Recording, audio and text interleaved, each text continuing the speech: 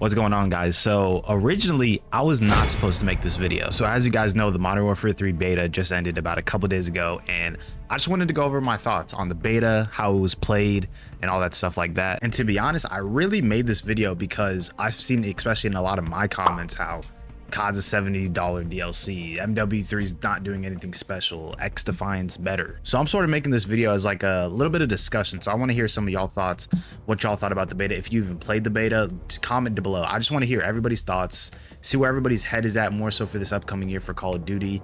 And especially for over here, we're going to be talking about the good, the bad, the meh. And ultimately, we're going to be answering the question, is Modern Warfare 3 worth it? So let's start with the good, man. Let's start with probably the #1 factor that everybody's been excited for since the MW3 beta, really since MW3 was announced, and that's going to be the movement. Now, I'm probably sure y'all have seen clips of casuals getting slid on. You've probably seen all the YY kids. But when I tell you this, the satisfaction of slide canceling, or at least having an advanced movement mechanic, is so much better than what we've had in Modern Warfare 2. Now, obviously, it's gotten a lot popular since, you know, Modern Warfare 2019, Warzone 1, and how the movement culture sort of took like a rise, or it actually started back up again with the release. But I'm gonna say it a lot in this video, man. Having even the slightest skill gap is the biggest thing for a lot of good players. We don't want to die or be very limited to what our players could do. So the fact that we have slide canceling and movement back, and we have fast movement,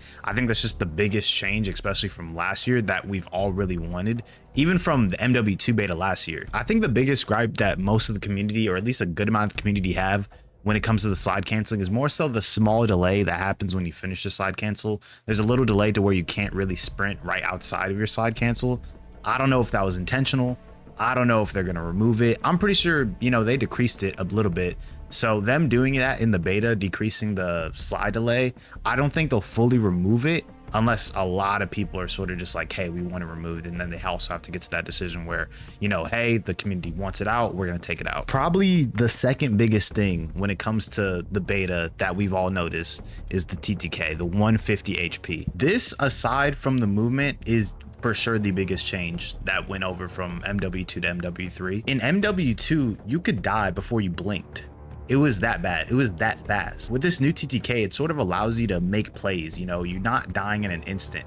If somebody shoots at you, but they miss shots, they can get punished for it. You can turn on them. You could get them eliminated from the game. And while it is going to be harder to get a lot of like multi-kills, maybe like a 2-3 pieces, especially if you're going against good players, you definitely have to use your brain more. I think, especially as a community, especially for somebody who comes from the competitive community and stuff like that, we can't ask for all these changes like movement, TTK, like a higher skill gap, and then turn around on the devs for Call of Duty and be like, oh, we still want it to be easy though, you know? I feel like a lot of games in the past, we've sort of hopped on the game and sort of been on autopilot, especially with how easy it is to get kills or hear sounds or hear your enemies. It definitely challenges you more. You have to think about power positions. You have to think about, you know, is this fight worth it? Like, what should I push up as far as I can? Now, if you're feeling it, you're feeling it, like, go and do it. But for somebody who's played a good amount of time on the beta, I definitely think 150 is good enough. It's just more so you have to use your brain more. You can't just go into any sort of fight and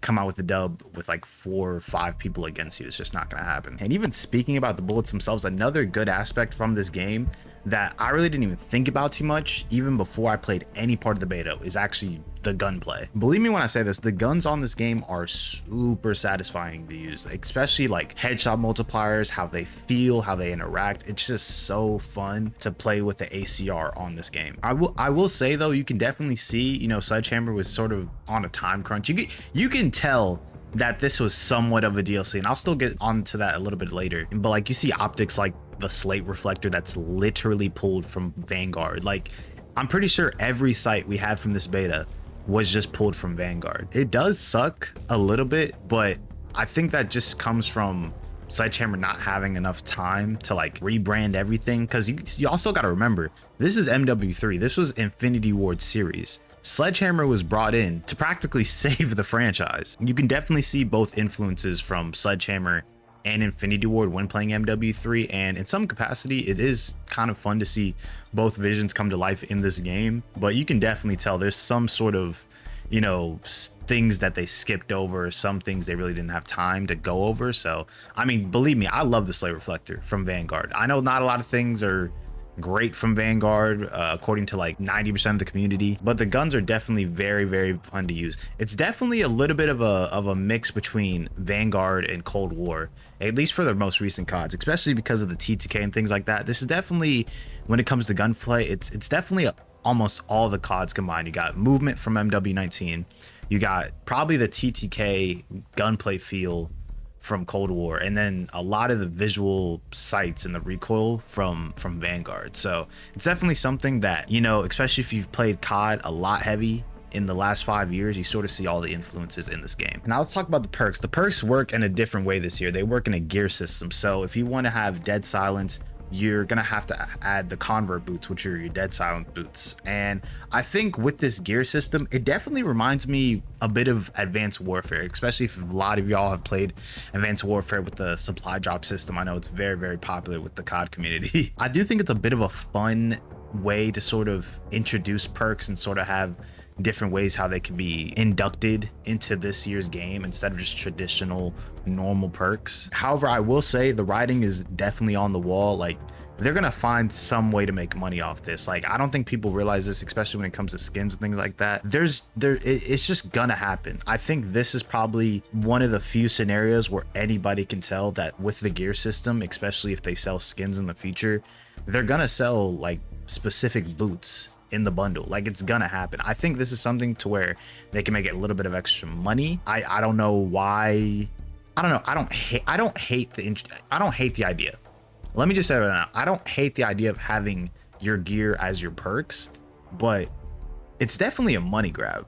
I can't sit here and lie. It's definitely a money grab, you know? And if, as long as they find it a way to make it fun, make the skins really, really good, and maybe not increase the price when it comes to, you know, the skins they already have in the map, by all means, do what you got to do. So I'll lightly touch over the maps. I think the maps are good. I definitely said earlier that they needed to adjust the TTK when it comes down to the maps, because a lot of people, I saw a tweet about this, a lot of people were talking about the fact, you know, back in the day with the original 2009 Modern Warfare 2, the TTK was really fast. So a lot of like the heady spots on Favela, any of the heady spots on High Rise, things like that, you kind of have to adjust the TTK for it.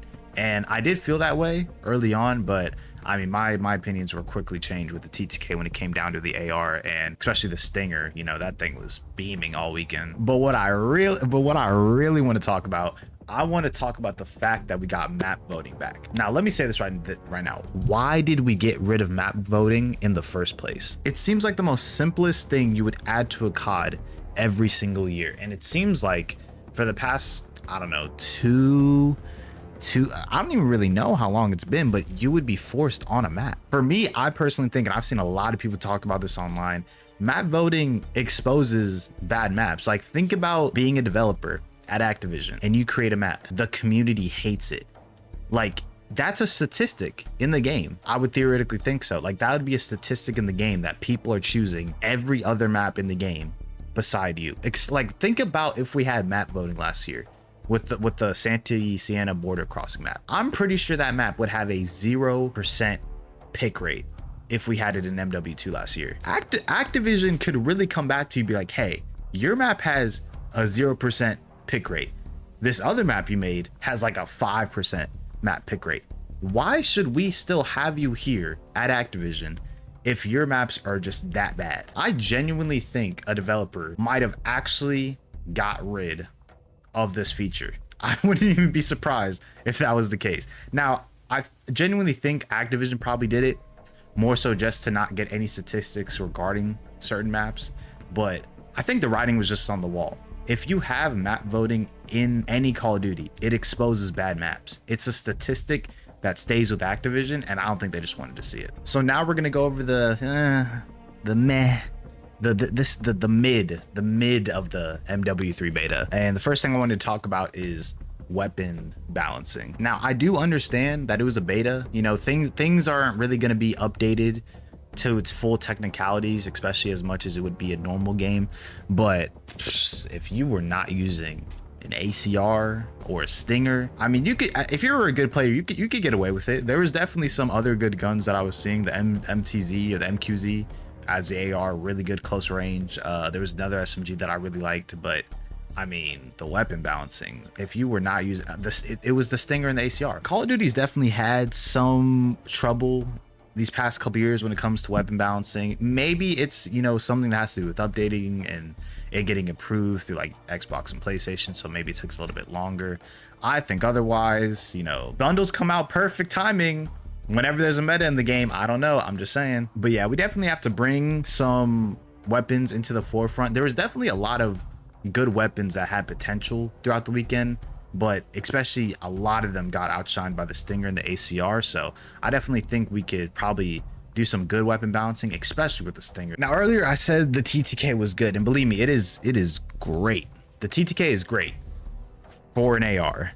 I think for subs it is really, and I mean really, inconsistent. The TTK was so inconsistent. It just felt like in so many cases you could beam one guy with a sub AR, whatever, and then the next guy you face, they're beaming you instantly. Like, it wasn't even a choice. You didn't have an option. I do think latency and a lot of other factors sort of were determining like the TTK to some capacity. Now, I definitely saw it get a lot better during weekend 2 when I was able to play it on my PC, but I think for a lot of close range fights, it just shows how a lot of inconsistency, because then you have to also take into account movement, slide canceling, how that's affected essentially, you know, because somebody could slide around the corner and get a peeker's advantage. They have better latency than you on top of that. You think you put like, I don't know, let's say 5-6 bullets, something probably standard, and then they're beaming you in an instant, you know? So I think the TTK, it was more of a connection thing when it comes to inconsistency.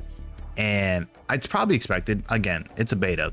Not all the servers are up, you know, there's not dedicated servers, things like that. But especially when it comes to close range, for a lot of sub players out there, they definitely have to look at the consistency, because it definitely does not feel the same from fight to fight. Now, this is something I haven't seen too many people from the community really talk about. I've definitely seen some people lightly touch on it, but the regen speed, man, I don't know if it's placebo effect or whatever, but I definitely feel like a lot of the other games, the regen speed was a lot faster than what we had in MW3. Now, granted, for the whole beta, we didn't have quick fix or anything like that. I don't even think any of us had stim. So to some capacity, I will give COD, you know, benefit of the doubt. That's why it's sort of in the meh category, you know.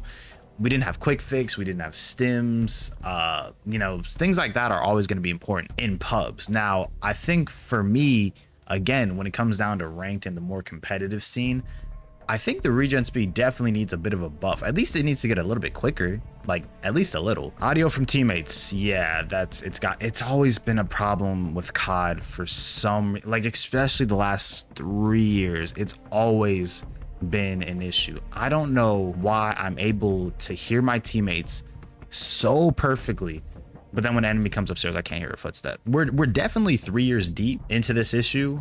I don't know why it's not fixed, but yeah, I don't know. That's something where COD has to deal with it. It's above any of our pay grades as far as I'm concerned. So, I mean, hopefully it gets better. I'm not sure about how much, so we'll just have to wait and see. Now, when it comes to the bad parts of MW3, I mean, I think the biggest thing that we have to talk about is the spawns. Like, the spawns were horrific. I will say it definitely gets a lot more predictable the more you play, like especially on high rise. Like, there's people all over the map. People are spawning bottom mid. It's like a default spawn on that map. So I will give them credit. You know, the spawns are definitely, they're consistent, but they're consistent in a really bad way.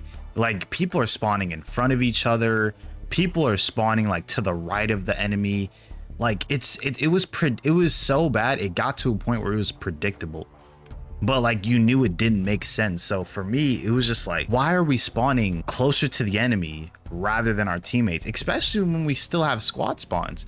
Like, squad spawns definitely do happen on this game a good amount, but it really felt like a 50-50. Like, you really were gonna spawn on a teammate who was next to an enemy, or you're really just gonna spawn next to the enemy, if we're going to be completely honest. And I felt like that, like the spawns, even for last year, they updated them like right after Major 1 from the CDL last year, and people were able to figure them out relatively simple.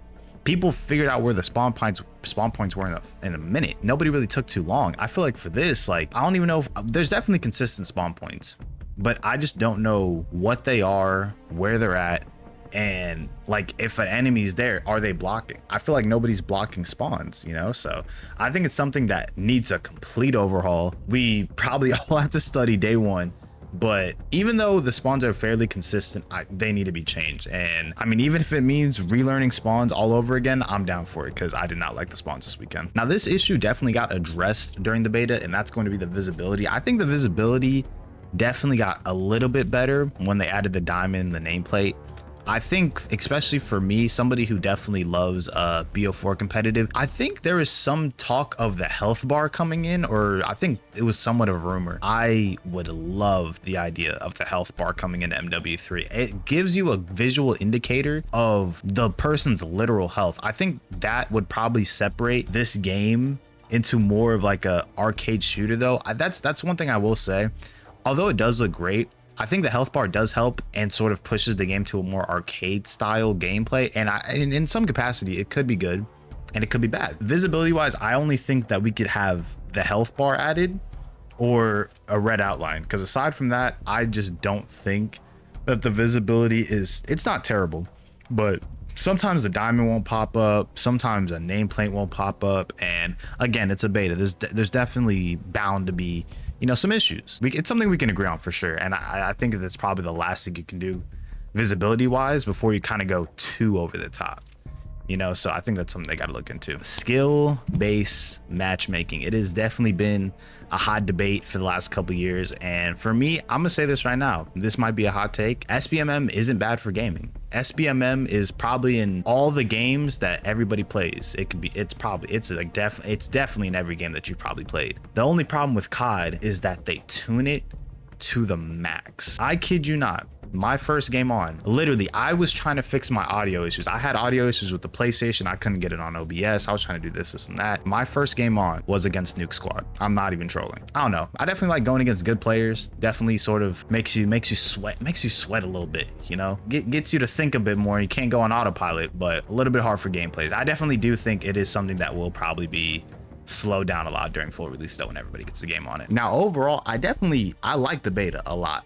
I personally really loved it. Again, this comes from somebody who's a bit of a sweaty player, you know, comes from the competitive scene, things like that. So I definitely really like the beta. If, in my opinion, especially, you know, I definitely had to knock off a bit of points after the Battle Rage day one. That was ridiculous. But I mean, for me, the beta was definitely like, I give it like an 8.7 out of 10. I think Battle Rage definitely knocked it a good amount, and you know, some of the decisions like the drone and stuff, and maybe a little bit of the other stuff, including like spawns and things like that. But aside from that, gunplay was great, movement was great, TTK was amazing. My mind definitely changed a lot more about the TTK. I was definitely rooting for 130, but 150 definitely does seem to be really good on the AR roll. And overall, I had a great time. Now, is MW3 worth it? In my opinion, I'd say yes.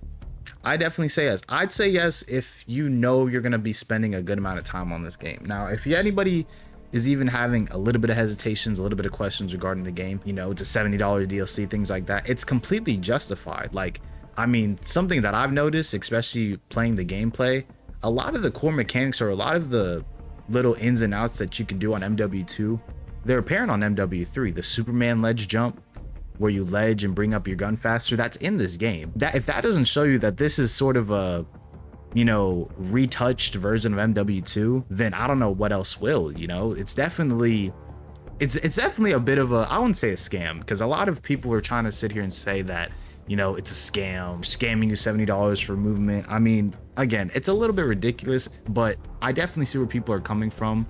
A lot of the thing, it's definitely a reskinned MW2. I can't sit here and deny that. As long as we're going in the right direction and we have some sort of guidance, and we have a studio that is willing to give us some communication, you know, make changes needed when they need to be, I definitely think, especially if you're questioning, you know, the game, wait for it to go on sale. You know, it comes out in November. You can wait a couple weeks. Somebody's gonna have it on sale for Black Friday. I definitely recommend everybody at least try this game. Call of Duty is definitely gonna have some sort of free weekend where they give this out for free. Black Friday, they give it out for maybe this kind of price, maybe $5-10 less. I definitely recommend picking it up. I definitely think it's worth it. I personally liked it more than XDefiant. I know a lot of people have been, again, in my comments talking about XDefiant, how XDefiant's better. I think this is somewhat of a smoother experience than XDefiant. I don't know. I wasn't really the biggest fan of the movement in that game and things like that. I didn't think it was too smooth. I definitely think it's very similar, but we're definitely going in the right direction. And you know, I mean, hey, we're playing MW2 reskin. We're getting some good maps. I think it's gonna be a good time, but you know, that's just me and how I think about MW3. I definitely recommend leaving a comment on your video talking about anything from the beta. Like I said earlier, like I want this to be a discussion. I want you all to make sure that anything y'all have about the beta, whether it's good, bad, the ugly, leave it in the comments. I'm definitely going to be responding to a lot of them. Just sort of, I want to make a discussion. You know, let's make a little Reddit post under this video. But if you enjoyed today's video, remember to like the video, sub to the channel, all that stuff. But yeah, I'd say MW3 is worth it. If you choose to disagree, you're a casual.